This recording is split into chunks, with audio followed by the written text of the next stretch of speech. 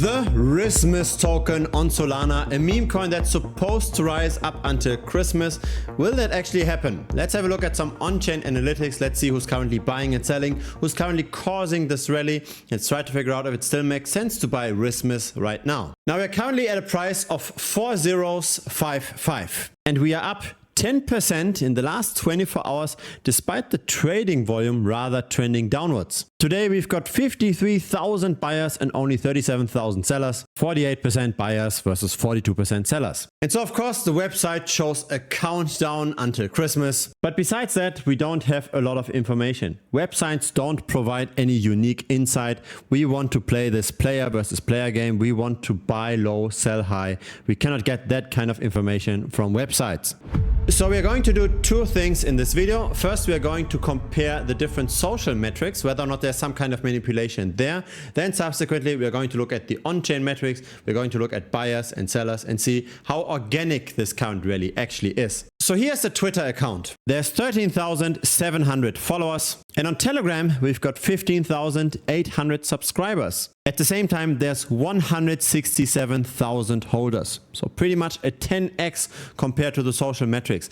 That's not necessarily that common. Yes, it's normal that the number of holders on chain tend to be larger than the social followings, but a 10x is quite a bit of an outlier. And so let's look a bit closer at those on-chain metrics and see whether or not all of those holders are completely organic or if this is just tens of thousands of bots. What we've got over here is the number of first-time traders versus recurring traders over time.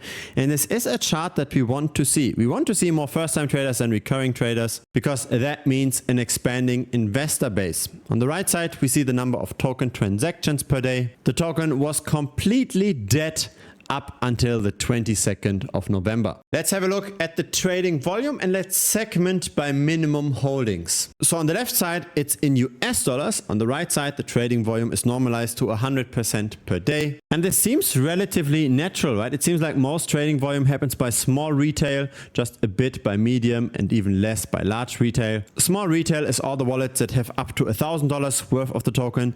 Medium-sized retail is up to $10,000 and large retail is up to $100,000. And so we see that over time there's less and less small retail that makes up the trading volume, but there is some kind of a turnaround here, right?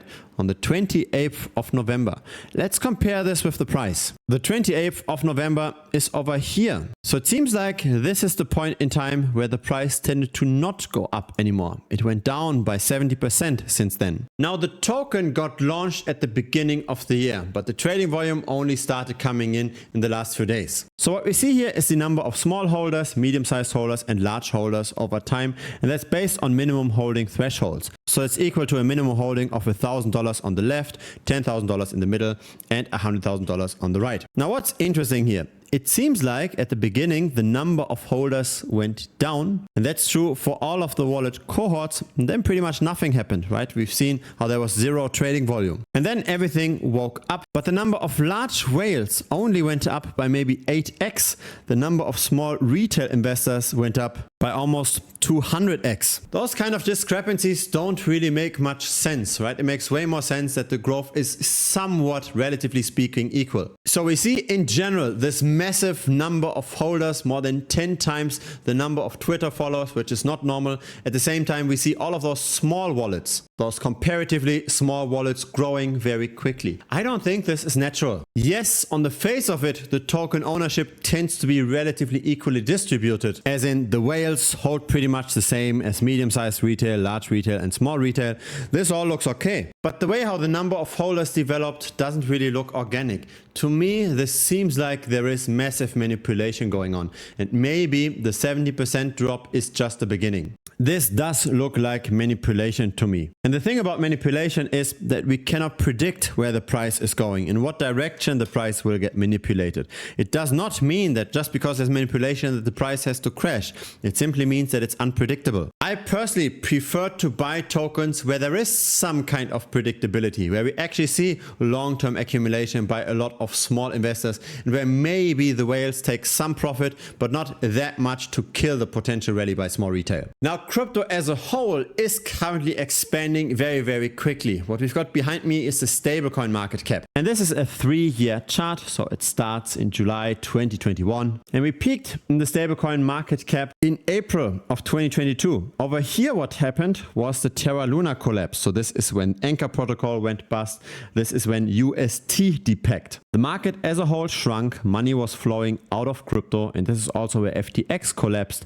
And then we saw the turnaround in October of last year. Now money is flowing into crypto again, and that's recently accelerating. The stablecoin market cap going up means, of course, that money is flowing from fiat into crypto, and that of course means that prices across all of the crypto space should continue to rise. I really like this chart because it has very little volatility. We can see the trend very clearly. In the short term though, we might be slightly heated. What we've got over here is again a stablecoin market cap chart, but this time that's not in US dollars. This time it's relative to the entire crypto market. So you might have heard of the Bitcoin dominance chart, right? How much of all of crypto is currently in Bitcoin? That's, by the way, currently at roughly 60%. It tends to peak at around 70%.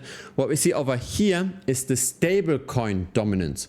So how much of all of crypto is currently in the stablecoins? And there is a strong inverse correlation between this and crypto prices. So when the stablecoin dominance is high, crypto prices are low. And when the stablecoin dominance is low, crypto prices are high. And we seem like, at least temporarily, to hit some potential floor here, which might mean that some cryptocurrencies might see local tops. That being said, especially in the last few days, we do see how the altcoins tend to outperform the rest of crypto. So this is the others dominance. So this is the cryptocurrency market cap that's not in the top 10.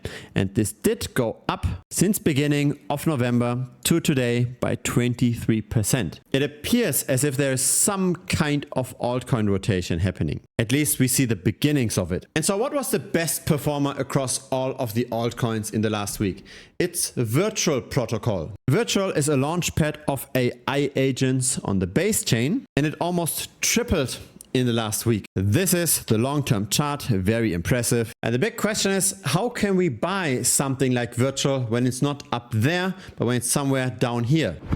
My answer to this question is wallet tracking. It's trying to figure out what are other smart investors doing? What are insiders doing? What are people doing that move prices? What are people doing that tended to make the right calls in the past? And so it's always nice to see what is the smart money doing, what is the not so smart money doing. For example, this over here. This is an alert that BitBoy Crypto sold virtual tokens at 1.4 cents. We don't have the alerts where he bought this, so maybe he got some allocation because he's an influencer, but he sold his allocation. He did this multiple times, by the way. And again, what he sold subsequently went up by more than 10,000%. And so yeah, BitBoy Crypto, in my opinion, is pretty much the Jim Cramer of crypto. It doesn't make sense to copy trade him, but it's interesting to see what he's doing. There are other people though that are worth copy trading. For example, over here, we've got CryptoGains that bought the virtual token. That was at 5.8 cents. So since then, the price went up by 2,500%. Who is CryptoGains? It's this influencer here. He tends to buy tokens relatively early,